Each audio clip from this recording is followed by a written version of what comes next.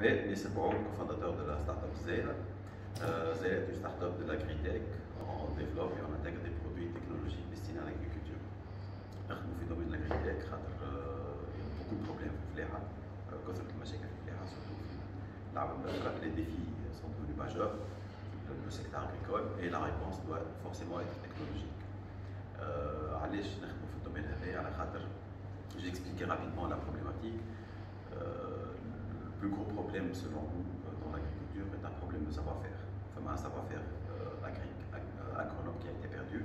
علاش خاطر les 30 dernières années, tout le contexte dans lequel évolue l'agriculteur a changé. Le sol n'est plus le même, n'est plus aussi fertile. Le climat et la météo ont subi des changements graves. Il y a moins de pluie, les vents dominants ont changé de direction. Sera les moyennes températures bref, un changement climatique كبير. Les variétés المشات اللي نزرعوا فيها بصفة عامة في تونس et ailleurs ont complètement disparu. معناها المشات اللي ولفناهم على جدودنا منذ آلاف السنين ما عادش تعوضوا المشات importées. ماهمش forcément adaptés للكليما للسؤال نتاعنا. وavec المشات اللي هذوما جاو de nouvelles maladies qu'on voit apparaître chaque année de plus en plus. وفي هذا الكل الكونتكست هذا كله الفلاح باقي يخدم في الارض نتاعو بنفس الطريقه اللي ورثها على جدوده. Donc de façon arbitraire, traditionnelle, alors que tout le contexte il a complètement changé. Donc فما une perte de savoir-faire كبير. Le savoir-faire ancestral هذاك نتاع الفلاح ما عادش مكفي تو.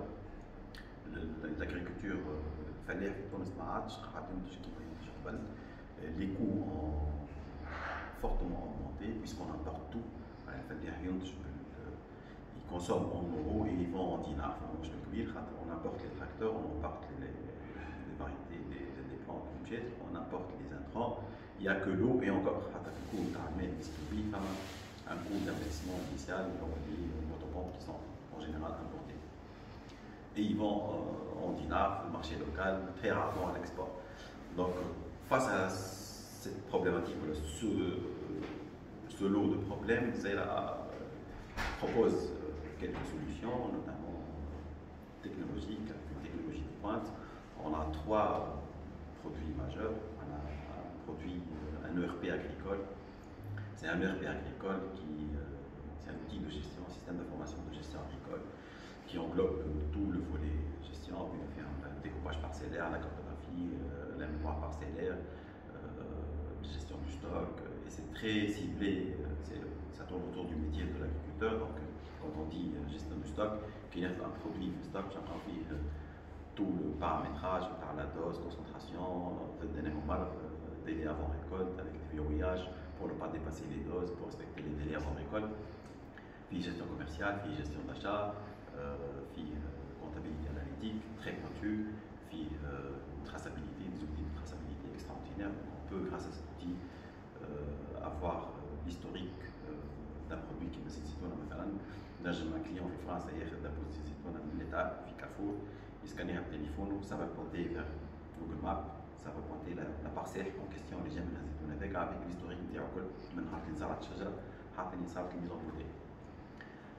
Plus des modules qui m'a gestion d'immobilisation où on gère toute la partie qui concerne la machinerie agricole, les tracteurs, suivi par GPS, consommation pour pouvoir calculer le cours de chaque engin ou de chaque outil.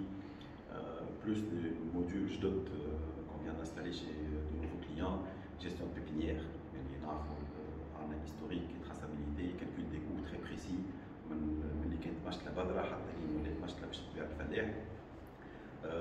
gestion de station de conditionnement, communément appelée frigo. Donc on a l'historique من نهار اللي خرج من البارسيل صارت ريكولت خرجت السلعه من البارسيل خرج من البارسيل دخل من station de conditionnement. On a toutes les interventions des salariés, donc on calcule les coûts des interventions en plus le coût de l'investissement de la station, plus l'historique, dans quelles conditions a été stocké ce produit, les lavages des salariés, le conditionnement des salariés, est-ce que tu as en barquette, est-ce que tu as en sachet. Donc, et au final, on a une barquette qu'on peut scanner et voir toute l'historique, on peut remonter à la parcelle et même avant ça, toute l'historique, je le produit, est-ce qu'il y a eu respect des doses ou non, donc bref, une traçabilité extraordinaire. On a un deuxième produit qui est un outil de gestion de l'irrigation, de pilotage d'irrigation, c'est des capteurs au sol. C'est tout le volet irrigation, injection d'engrais et filtration qui est pris en charge par un seul système.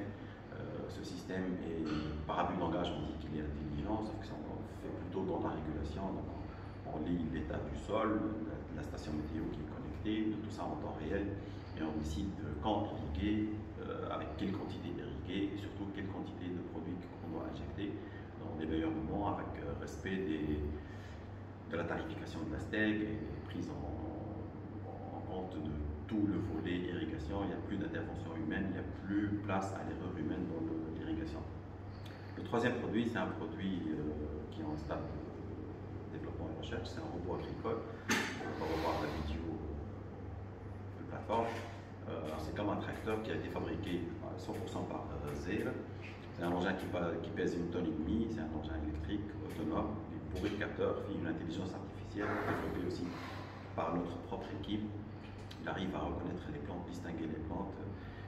Ce robot permet d'effectuer toutes les tâches qu'effectue un tracteur conventionnel, mais avec une très grande précision. Il permet aussi de calculer, par exemple, d'estimer la récolte avec une très grande précision. Permet de cibler les plantes laitues, par exemple. Il agit bien le traitement donc on épargne énormément la quantité de pesticides et de produits phytosanitaires qu'on injecte. Voilà, Zale est sur le marché local actuellement, avec un premier export en Espagne et un premier gros client en cours de négociation au Maroc. On couvre actuellement plus de 72 fermes agricoles dans le pays. On a commencé à cibler les plus grandes exploitations du pays avec un business model classique. On vendait une licence et 20 jours de formation et d'intégration. Maintenant, le business model est en train de changer. La plateforme est en train de migrer pour devenir full cloud. Donc, on va offrir du software as a service avec un business model très innovant, comme par exemple pour facturer la station de conditionnement, on facture selon le flux entrant et sortant. Le client يخدم 10,000 طن دخول باش يخلص اكثر برشا من الكليون اللي يخدم 100 طن دخول. Voilà, merci.